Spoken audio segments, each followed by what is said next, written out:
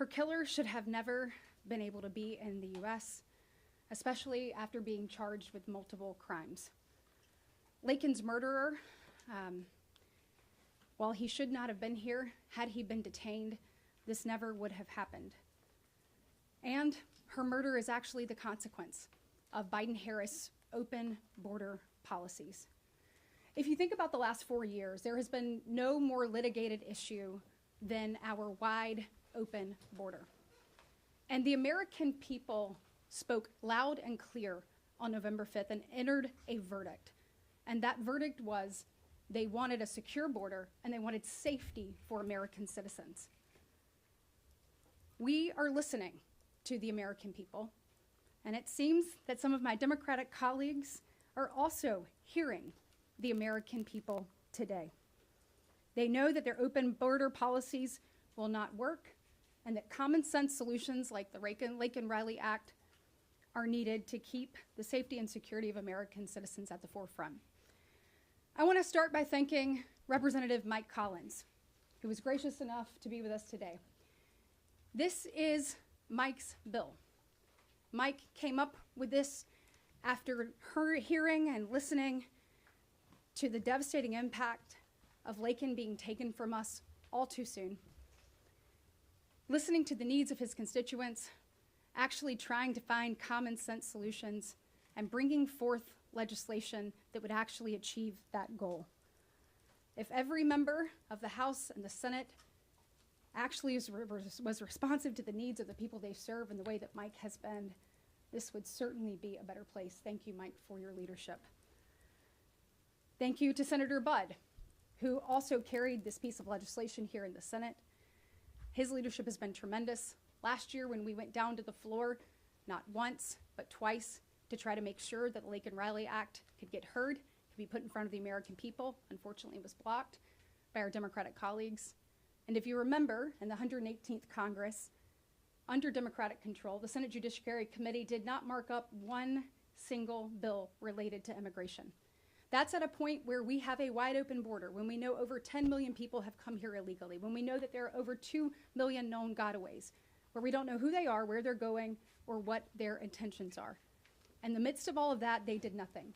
But today, because of the leadership of Senator John Thune, Leader Thune, we had an opportunity to change that.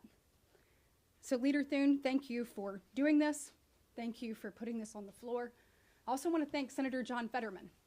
John Fetterman stepped up along with all 52 Republicans that co-sponsored this legislation right out of the gate upon entry and put his name on this as well. Common sense solutions to keep Americans safe is what he prioritized and was willing to have the courage to speak up when no one else in his party was. This is a first step in making the American people's voices heard. Now listen, over the next couple of days, you'll see special interest groups try to kill this bill. If you are listening, if you are watching, call your senator today. Make sure they know how important this is. Make sure you know that this is the kind of work you want to see happen. You want to see people coming together and advancing common sense solutions to keep Americans safe and secure. So I say, let's get this done for Laken. Let's get this done so no family has to deal with the unimaginable that her family has been through. And let's make a difference, and let's put Americans first. Thank you. Leader Thune? I want to thank Senators Britt and Budd for leading this important bipartisan effort that every single Senate Republican supports, and we picked up a few Democrats as well. And I also want to thank Congressman Collins for his leadership in getting this through the House of Representatives with a big bipartisan vote. I discovered I had the privilege of serving with his dad many years ago, a big admirer of his, and so thank you for your leadership. This is something that needs to be addressed. Laken Riley's horrific murder should have never happened. She should still be with us today, and if she was, as Senator Britt pointed out, she'd be turning 23 tomorrow. The individual responsible was arrested not once but twice, but was released by authorities in New York before an ICE detention order could be issued. This legislation is designed to make sure that that never happens again. The act is also designed to hold federal law enforcement officials accountable if they fail to detain criminals as the law requires, which is a troubling trend that we see across the country today. Now, as it goes to the process, I'm actually very pleased to see that we've got a number of our Democrat colleagues who have changed their tune on this and have allowed us to debate the bill. And quite frankly, I would say that's overdue. We should have passed this last year to ensure that this kind of tragedy never happens again. So allowing us to debate the bill is the bare minimum. But 60 votes on the front end, which is what we saw today, doesn't necessarily guarantee that they will provide the necessary votes on the back end. As the Senate considers this bill, we're going to get a sense early on whether Democrats are serious about working with us to prevent tragedies like this, or if they simply want to play politics with the issue. And let me just say, this is not a comprehensive immigration bill. This isn't even a border bill. It's not comprehensive in either sense. If senators have good faith ideas about how to improve the bill, great. But we are in the lawmaking business here, and we are not going to entertain political showmanship and unrelated efforts that stand in the way of preventing tragedies like this from happening again in the future. So again, thanks to Senator Britt for and her great leadership on this, and for Senator Budd and the work that they've done to ensure that this gets considered in the Senate, and I hope ultimately it gets passed, and that we do what we should have done a long time ago to prevent tragedies like this from happening.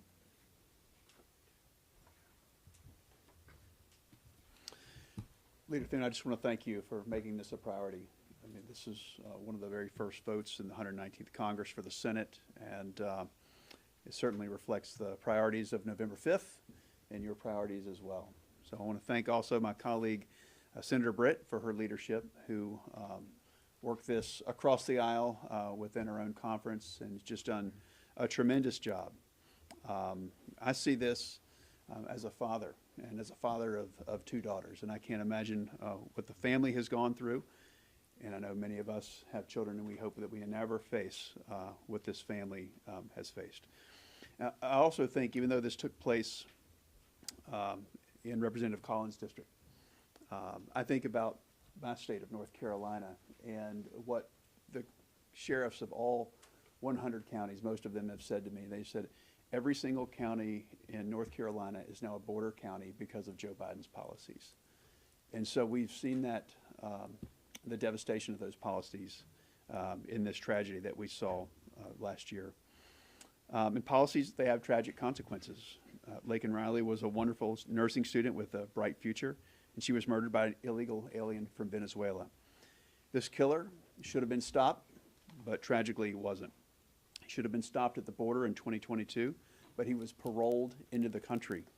He should have been detained when he was arrested in New York in 2023, but he wasn't. He should have been detained when he was arrested for shoplifting, but again, tragically, he wasn't. And we can't let something like this happen again. The Laken Riley Act requires ICE to detain illegal aliens who commit theft and shoplifting. And every Senate Republican supports this, including what we saw with the motion to proceed. Again, there's more work to do, as you mentioned earlier. But we're optimistic, and we're going to continue to work on this. And I can't think of a single reason why any senator would oppose the Laken Riley Act.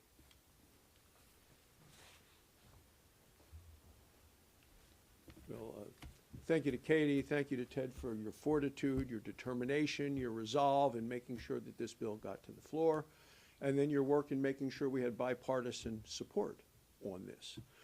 This is the first bill that we brought to the floor for a roll call vote. Our new members were down there saying, how do we vote? What do we do? They knew how to vote. They just weren't sure of the process of which to vote. This was the very first time that all of these new members of the Senate had an opportunity to vote. And it was an important vote because it's such a consequential vote. There is so much urgency, and this bill will actually save lives. Now, as we go through the process, as Katie talked about getting this passed, we need to make sure that nothing is done to weaken this bill. You talked, Senator Britt, about people might trying over the weekend to defeat this bill, to weaken it. We are not going to allow that to happen. We're going to do everything we can to make sure that this gets passed in the same strong way that Representative Representative Collins brought this to the floor. So we are encouraged by today. This is a commitment to put American citizens first, not illegal immigrants. And if everything goes as we're working so hard to do, this will be one of the first bills that President Trump signs into law when he takes office on January 20th. Senator Britt and Senator Budd, Representative Collins, thanks for all the work that you have done for Leader Thune, for bringing this to the forefront. We have a tremendous amount that needs to be done in this session of Congress. But we're still grieving over where America is with illegal immigration based on what's happened in the last 4 years. We have an individual that illegally crossed our border. He was able to cross our border and be paroled into the country because of overwhelming numbers. This would not have happened if the numbers were manageable, if we were detaining people, doing their hearings, and then processing and then deporting them, quite frankly. But because of overwhelming numbers, he was paroled into the country, then arrested again, and released. I had someone that asked me this morning when they asked me what I was voting on today and working on that was back home in Oklahoma. And I told them about the Laken Riley Act. And I told them what it did, that it was a very simple bill that dealt with someone who illegally came into our country and then committed crimes after that they were here that they should already be removed. Their very first statement to me was, isn't that already illegal? Isn't that already against the law? And I said to them, it is amazing and disappointing that we as a nation need to pass a bill to say to this and every future administration, and quite frankly the previous administration, this should never happen again. It shouldn't have happened in the first place, and we don't want any president in the future ever to just turn their head as the current president has done on the border and said that doesn't matter. Because of Laken Riley and her family, this most certainly matters. So this is a first small step to be able to get control of our border and to be able to make a clear statement. There are many more steps to go. And clearly President Trump is going to enforce the law. He's made that very, very clear. But for Laken Riley's family, we hope this brings some sense to them of purpose for a meaningless murder that happened to their daughter. So that's our prayer. This is the first step with the process vote today. There are many other steps to be able to go through in the next week, and we anticipate getting this passed, getting it over, and getting it signed.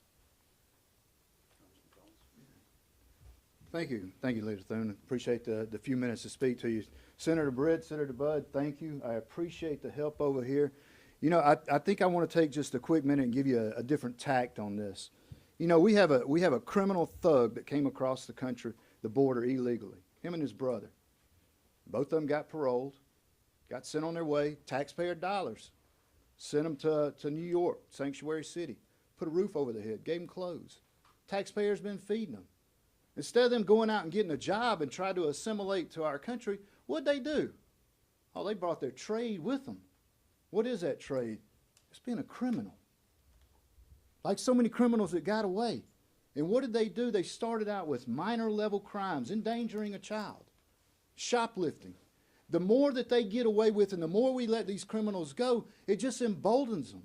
And they step it up, and they step it up to the point where Jose Ibarra murdered a young 23-year-old girl, a 23-year-old student who had her whole life in front of her. They didn't come over here to assimilate, no. They came over here to continue what they were doing when they were back home when they get kicked out. And that's to be a crook and a criminal. That's why the Laken Riley Act is so simple. Right now, local law enforcement can't contact ICE unless it's a major crime. Are we going to let every illegal criminal that comes over here, who already broke the law by breaking into our homes, our country, are we going to let them just continue to escalate the crime to the point where it gets to murder? Oh, by the way, now we'll arrest you. No.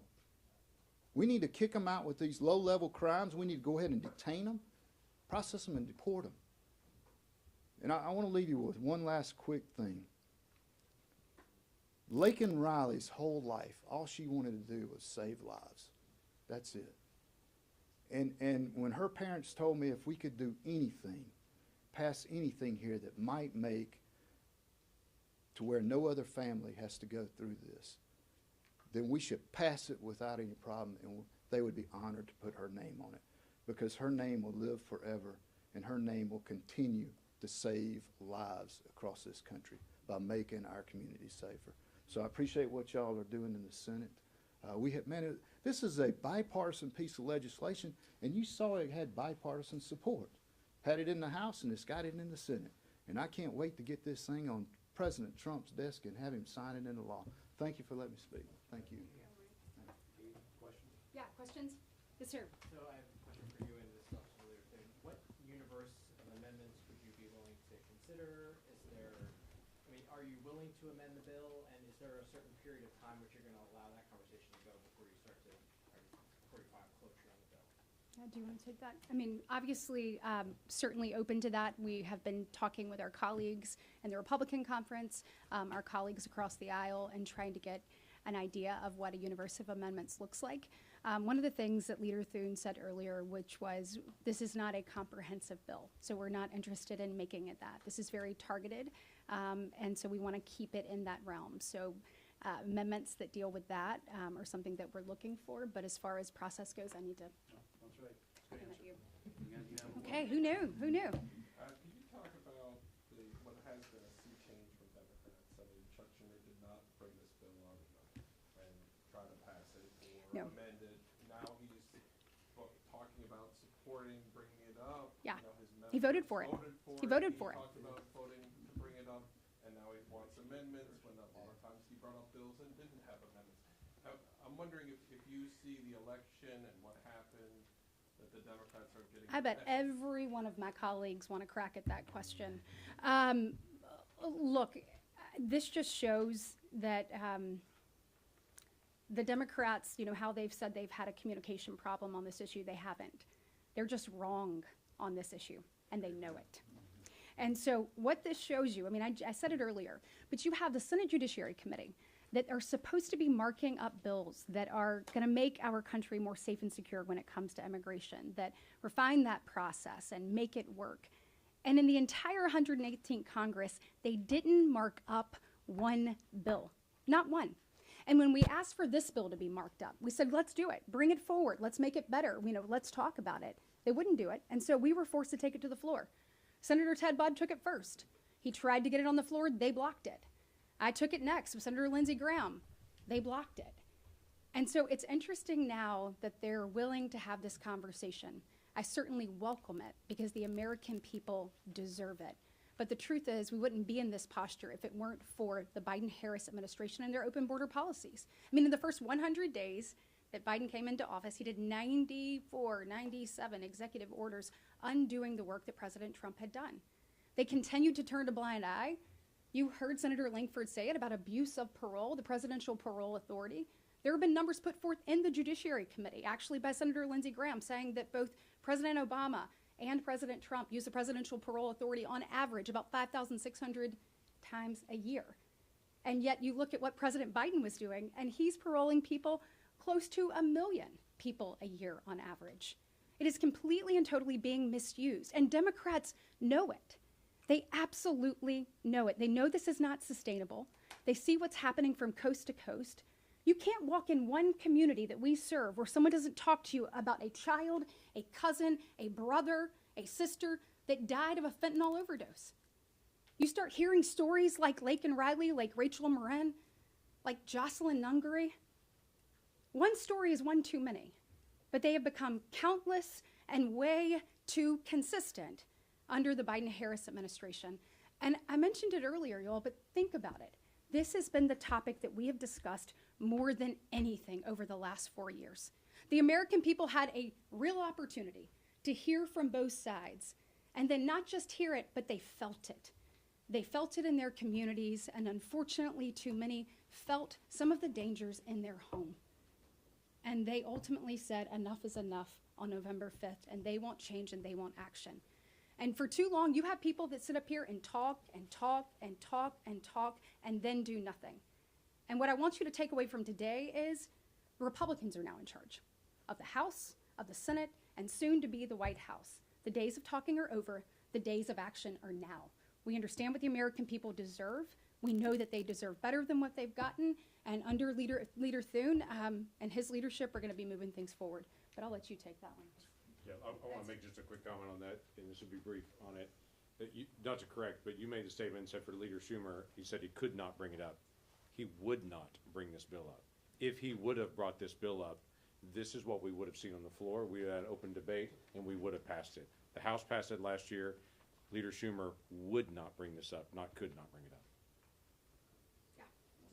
Do you think that you actually need to have an amendment process on this bill in order to get 60 votes? We've heard from another number of Democratic senators just this week. You started with no Democratic co-sponsors, and within 24 hours you had Senator Fetterman and a number of other senators have said that Democrats have said they would support this in its current form. Do you think that amendment process is necessary on this bill, or can you pass it with 60 right now?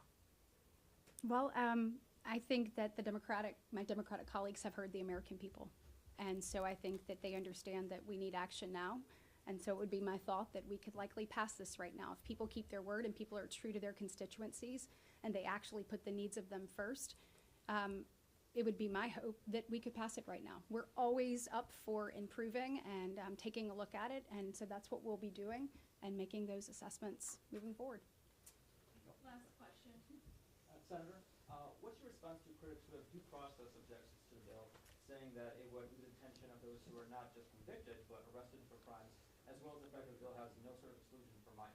Yeah, so if you think about it, when you come across the border, let's say you're seeking asylum, what is actually mandatory right now is for you to be detained while that process moves forward. So this does not take away any due process. So if you have an immigration claim or if you have a claim in criminal court, you have an opportunity to see those claims through. This does not halt either one of those processes, so you would be able to continue both of those. I know that there's been some misinformation about that out there. And then always Section 236 of the INA allows for you to challenge something that you believe is a wrongful detention. So there are things in place for that, but no due process is taken away from the processes that exist What before about them. minors, though? Is So- there exclusion for minors? So look, if you think about this, you're coming across the border already illegally. You take a look at what's happening in our nation, and you look at repeat offenders. And so if you're detained, if you commit a crime, you need to be detained and see that through. So they'll be given due process, though. Senator, Absolutely. Senator,